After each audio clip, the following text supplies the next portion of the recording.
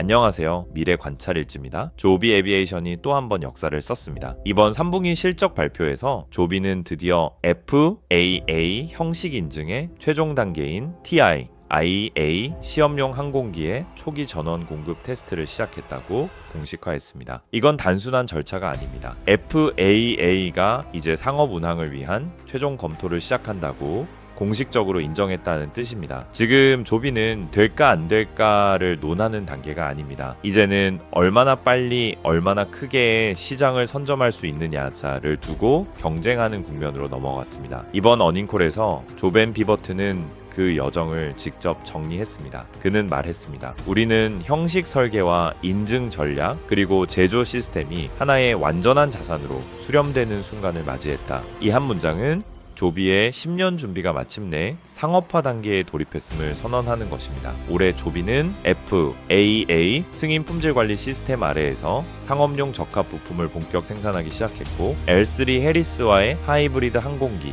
엔비디아와의 자율비행 AI 협력, 그리고 수소비행 실증까지 완전히 새로운 항공 생태계를 동시에 열고 있습니다. 이건 단순히 하늘을 나는 택시의 이야기로 끝나지 않습니다. 국방, 자율비행, 상업화가 모두 맞물린 항공산업의 새로운 플랫폼이 형성되고 있다는 신호입니다. 그래서 이번 어닝콜은 어느 때보다 무겁고 또 의미가 큽니다. 단순한 실적 발표가 아니라 조비가 실제로 FAA 인증 직전에 항공사로 진입했음을 공식화한 기록이기 때문입니다. 오늘 영상에서는 그 22분간의 어닝콜을 단 한 줄의 요약 없이 전문 그대로 전해드립니다. 왜냐하면 이번 콜의 모든 문장은 조비의 상업화 타임라인과 투자자의 미래 포인트를 결정짓기 때문입니다. 그럼 지금부터 조비 에비에이션 CEO 조벤 비버트와 CFO 로드리고 브루마나가 직접 밝힌 2025년 3분기 어닝콜 전문을 함께 들어보시죠. Good afternoon and evening, everyone.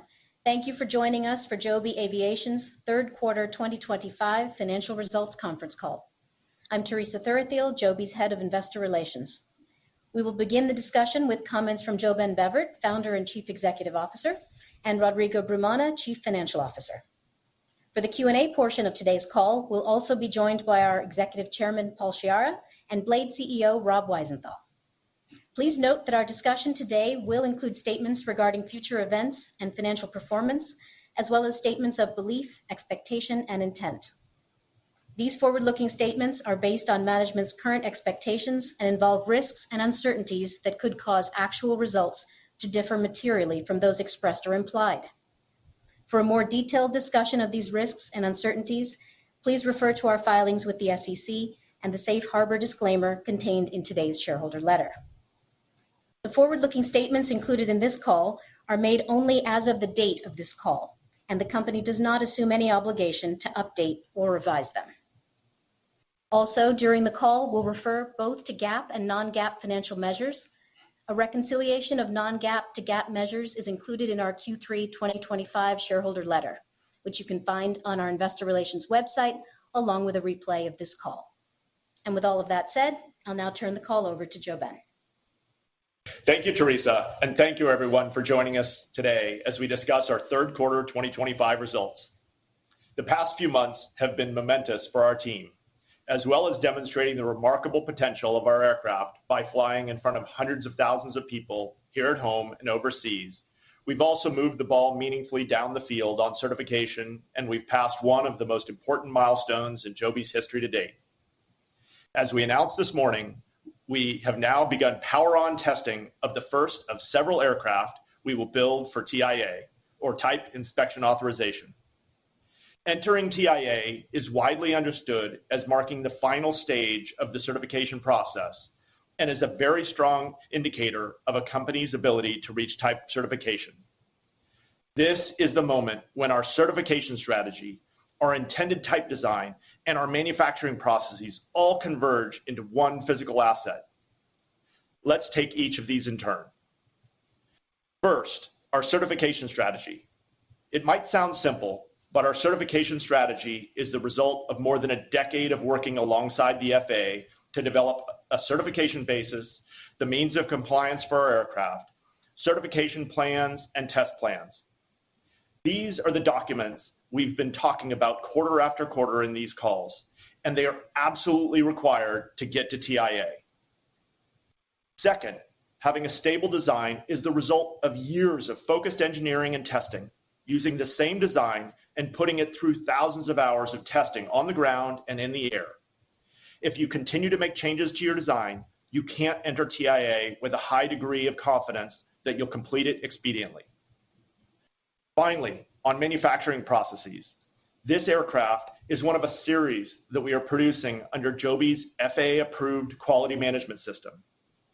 Each of the TIA aircraft, including this one, will be built with FAA-conforming components as required by our FAA-approved test plans.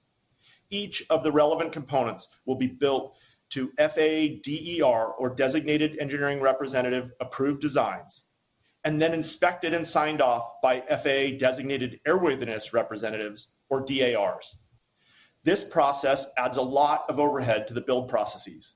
It's not fast or easy, but it is what's required to start TIA flight testing. Bringing all of these elements together is a huge achievement, and I'm incredibly grateful to the team at Joby and at the FAA for the years of hard work that led up to this moment. We continue to plan for this aircraft to take to the skies later this year, flown by Joby pilots, clearing the way for FAA pilots to start for-credit testing next year. As I mentioned earlier, having a mature and stable design is central to being able to move with certainty and pace through the certification process. And over the past quarter, we've been able to build on that maturity, demonstrating a remarkable cadence of flight testing and demonstration flights, as well as continuing to fly several times a day out of Marina, where we've demonstrated climbing, descending, accelerating, and decelerating, all at max rates. We also flew our first A to B mission, flying down to Monterey and back. A few weeks later, we participated in the California International Air Show, completing a 20-minute flight that saw us take off vertically, fly to Salinas, complete a demonstration that included multiple transitions between forward flight and hover, and return to Marina for a vertical landing. And we did all this while a separate Joby team completed 2 full weeks of regularly scheduled flights in Osaka as part of the World Expo, demonstrating the aircraft to hundreds of thousands of attendees, including the Japanese Prime Minister and the Governor of Osaka. The operational rigor and consistency we've demonstrated in completing these flights is a testament to the remarkable team we've built and the maturity of our aircraft. It is also preparation for our future commercial service. Speaking of which, it was a privilege to fly Ryder Cup fans back and forth from Manhattan to Long Island this quarter via our Blade service. 2.5-hour drives were replaced with 12-minute flights, highlighting the potential of vertical lift to a key audience of flyers. Our Blade team excels at delivering operations at scale, combined with the highest levels of customer service. This operational experience, combined with the maturity of our eVTOL platform, puts us in a great position to take on the opportunity presented by the US government's recently announced EIPP program. Through an executive order, the President has directed the Department of Transportation and the FAA to ensure that mature eVTOL aircraft can begin operations in select markets in the US ahead of full FAA certification. We are already in advanced conversations with a wide range of state and local government entities who are submitting applications for the program, and we believe that having a TIA-ready aircraft, as well as a wide set of operational experience, will put us in a very strong position to deliver the high levels of safety the FAA will require to participate in this pre-certification program. We see the EIPP program pulling early demand for our aircraft forward. Taken alongside the demand we're also seeing from a range of international early adopters, it's clear we'll need to keep accelerating production if we are to keep up with the incredible demand we're seeing for our product. The level of production we are preparing for has never been seen in the aviation industry, and we're incredibly grateful to be working closely with Toyota as we plan and execute for scale. And we've already produced 15 times more FAA-conforming parts so far this year in Marina than we did in all of 2024. As well as growing in Marina and adding more than 100 manufacturing roles this past quarter, we've now begun production of propeller blades at our Dayton, Ohio facility. This is a great example of our approach to scaling, where we'll perfect manufacturing processes at home in California before scaling them alongside Toyota. Before I hand it over to Rodrigo to talk about our financials, I wanted to touch on my excitement for the future of Joby. Our core focus is, and always has been, the development of our core S4 platform. That's the aircraft you see flying every day. We put a huge amount of work into designing it from the ground up, and we've built it in a vertically integrated way. As I've said many times before, this vertically integrated approach is our superpower, because now that our platform is mature, we're able to move with incredible pace to adapt it to a wide range of use cases and technologies. Last year, we adapted it to fly with liquid hydrogen, completing a 561-mile flight with water as the only byproduct. I'm confident that hydrogen will play a very significant role in the future of aviation, supporting a wide range of new applications and aircraft types. And the experience we've already built in this field puts Joby at the very forefront of innovation. This year, we announced we would work with L3Harris to develop a turbine electric variant for defense use cases. And I'm pleased to say, just 3 months after that announcement, we're already ground testing this aircraft with the hybrid system in the loop, and flight testing is set to begin imminently. In fact, just yesterday, we had the FAA on site working with us to grant airworthiness for this vehicle.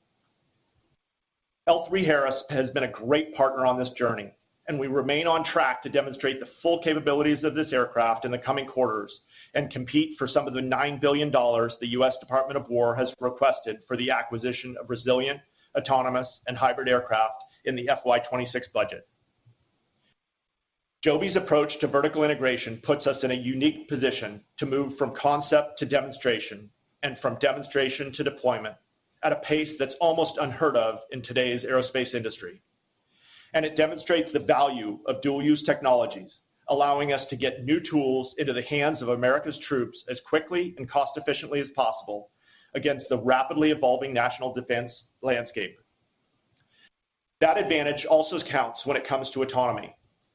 While our initial air taxi product will launch with a fully qualified commercial pilot on board, I believe a future where we are able to take the pilot out of the loop is approaching more rapidly than I expected even 6 months ago. For decades, the principal barrier to commercial autonomy hasn't been technical or regulatory. It's been the way our commercial air traffic control system works. The current system still requires a human being on a radio to speak with another human being to deconflict airspace, file flight plans, and confirm departures and arrivals. The current administration has indicated its intent to invest in modernizing this approach, making much needed investment in the infrastructure that controls our skies and laying the foundation for commercial air autonomy to take off, much like the adoption of autonomous ground vehicles has. At Joby, we're making sure we're ready for that step when it happens. Over the summer, the team we brought on board from X-Wing demonstrated our SuperPilot AI technology stack as part of a landmark Department of War exercise over the Pacific Ocean. Using a conventional Cessna 208 aircraft, our team logged more than 7,000 miles of autonomous operations across more than 40 flight hours in and around Hawaii, managed primarily from Andersen Air Force Base in Guam, more than 3,000 miles away. Once again, illustrating our commitment to not just talking about innovation, but demonstrating it. This same technology is set to be supercharged by our recent announcement with NVIDIA. Joby will be the aviation launch partner for NVIDIA's IGX Thor platform, which uses their Blackwell architecture to help ingest extraordinary amounts of data in real time to support an even more performant and safe autonomy stack for our aircraft. Integrating this level of compute will help us maximize the potential of autonomous flight. We'll be able to deliver autonomous mission management that enables the aircraft to determine, request, and follow optimal flight paths while adapting to changes in weather, air traffic control instructions, or unexpected events. It will also support onboard compute processes for high-rate data from radar, LiDAR, and vision sensors, as well as supporting sensor fusion, combining data from a range of sensors to deliver reliable and accurate aircraft state estimation and situational awareness in the most challenging environments. It also establishes a foundation to develop features that enhance operational insight, reliability, and performance, including predictive system health monitoring and digital twin modeling. We'll be deploying SuperPilot on the aircraft we're developing with L3 Harris, allowing us to deliver to the government the same tech stack they've already seen successfully deployed on conventional planes, but this time on a low-altitude VTOL capable aircraft. The testing we complete on this defense-focused vehicle will also feed forward into a commercial AI autonomy stack that we plan to have ready and tested just as soon as the commercial air traffic control system is ready for it.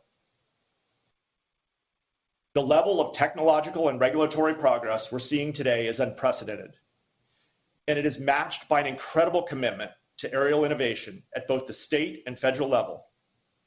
We've positioned Joby to make the most of these opportunities, and I've never been more excited about the company and the technologies we're building.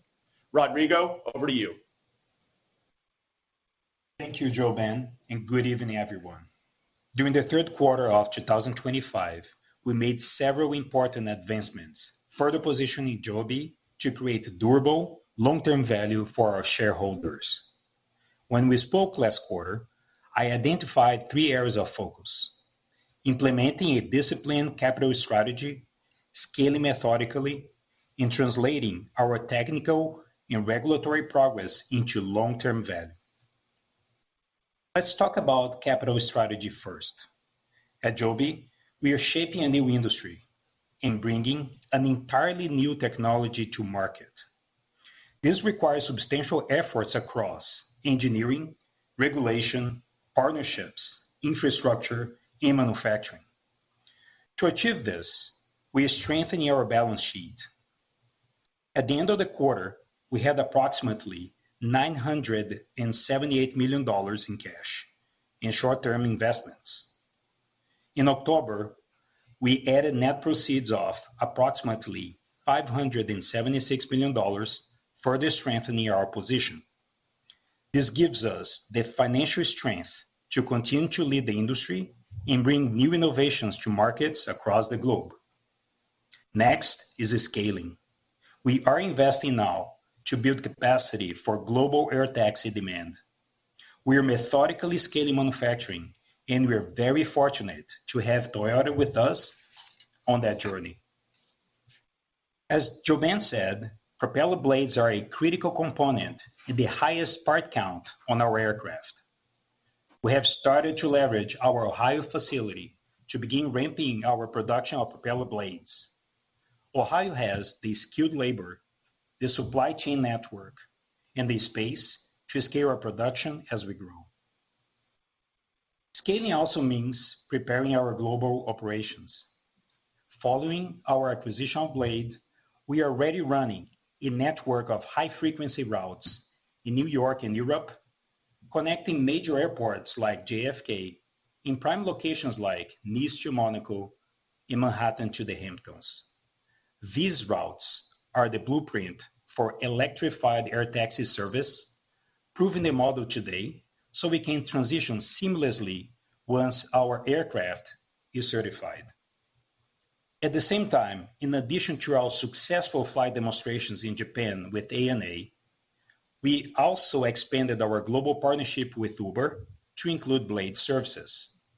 This opens up a powerful opportunity over time to connect thousands of daily Uber users with the experience of vertical lift well ahead of Joby's commercial launch. Meanwhile, in Montreal, we formally accepted our first flight simulator, developed in conjunction with CAE, a global leader in pilot training systems. This fully immersive simulator is a prerequisite for commercial pilot training and marks an important milestone in preparing Joby for scaled operations. These efforts are building the foundation for our global network, beginning with Dubai next year and expanding to new markets around the world, turning our regulatory, commercial, and technical progress into long-term value. Now, I'll present our Q3 financial results in more detail. We ended the third quarter of 2025 with cash in short-term investments totaling $978 million. During the quarter, we raised $101 million through our ATM facility and an additional $33 million from warrants that were exercised. As I said earlier, after the quarter ended, we received net proceeds of $576 million through an equity offering, further increasing our cash reserves. Our Q3 use of cash equivalents, and short-term investments totaled $147 million, $35 million higher than last quarter. That was primarily due to an extra payroll run in Q3 versus Q2, growth in operating expenses, working capital changes, and one-time costs related to our Blade acquisition, which accounted for $6 million. This spending also included about $30 million on property and equipment, up $1 million from last quarter. We remain on track to hit the upper end of our full year 2025 guidance of $500 million to $540 million in use of cash equivalents, and short-term investments, and that includes the impact of our Blade acquisition. On a GAAP basis, we reported a Q3 net loss of $401 million, a $77 million increase from Q2, largely driven by $262 million in non-cash items, of which $229 million was a non-cash charge related to warrants and earn-out revaluation. The remaining non-cash items were related to stock-based compensation, depreciation, and amortization, all within the normal ranges.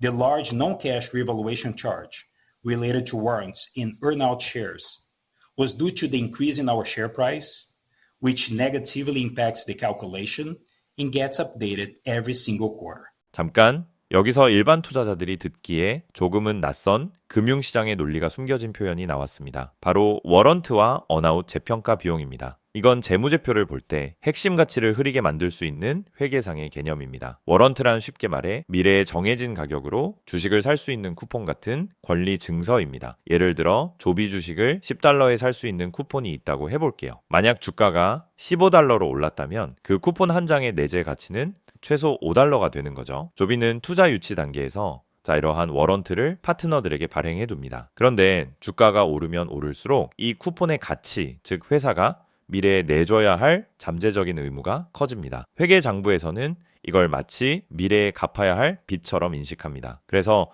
주가 상승이라는 긍정적인 시그널이 역설적으로 회계상 손실을 키우는 결과로 나타납니다. 하지만 실제 회사의 금고에서 현금이 빠져나간 것은 단 한 푼도 없습니다. 단지 장부상 평가의 변화일 뿐입니다. 언아웃도 비슷한 맥락에서 봐야 합니다. 언아웃은 미리 정한 성과 조건이 맞으면 나중에 주식을 추가로 지급하겠다는 미래 약속의 가치입니다. 예를 들어 조비 주가가 $20를 넘으면 추가 주식 100만 주를 지급한다 같은 조건이죠. 조비의 주가가 상승하고 목표 달성 가능성이 높아질수록 이 약속을 이행해야 할 의무 가치가 커지고 그만큼 장부상 비용으로 반영됩니다. 결국 조비가 이번 분기에 보고한 워런트 및 언아웃 재평가 비용이라는 건 조비의 주가 상승에 대한 시장의 기대가 회계상 손실로 반영된 역설적인 현상입니다. 정리하자면은 투자자는 이 숫자를 볼 때 명확해야 합니다. 첫 번째, 현금 유출은 제로입니다. 본업의 건강성과 무관합니다. 두 번째, 장부 영향, 주가 상승이 일시적인 손실로 기록되지만 실질적인 의미로 이는 조비의 기업 가치와 미래 성장 모멘텀이 상승하고 있다는 가장 확실한 증거로 해석되어야 합니다. 계속 확인해 보시죠. Revenue for the quarter was $23 million, including $14 million in revenue from Blade from August 29th through September 30th, and $9 million from other revenue, which includes the completion of all required deliverables as part of our Agility Prime defense contract, as well as other engineering services. We do not expect Agility Prime revenue to continue as the work has been completed. Total operating expenses for the quarter, including about 1 month of Blade, were $204 million, up about $36 million from the prior quarter. The increase was largely driven by the inclusion of Blade operating expenses and acquisition-related costs, coupled with higher staffing and program spend to support key milestones, including progress on the final assembly of our first TIA aircraft. Adjusted EBITDA, a non-GAAP metric that we reconcile to our net income in our shareholder letter, was a loss of $133 million in the third quarter. This was just about $1 million higher than the prior quarter, reflecting the revenue booked in Q3, offset by the increase in spending I called out before. Compared to the same period last year, our adjusted EBITDA loss was $12 million higher, driven by the growth in our team to support aircraft design, manufacturing, and certification, along with early commercialization investments. As we look ahead, our focus remains on disciplined execution, advancing certification, scaling production, and preparing for commercial launch. With a robust balance sheet, proven technology, mature program, flying aircraft, and world-class partners, we are operating from a position of strength. We look forward to meeting folks at the Dubai Air Show in 2 weeks, where our aircraft has been cleared by both the General Civil Aviation Authority and the Dubai Civil Aviation Authority to fly full transition every single day. Thank you for your continued support, and operator, please open the call for questions.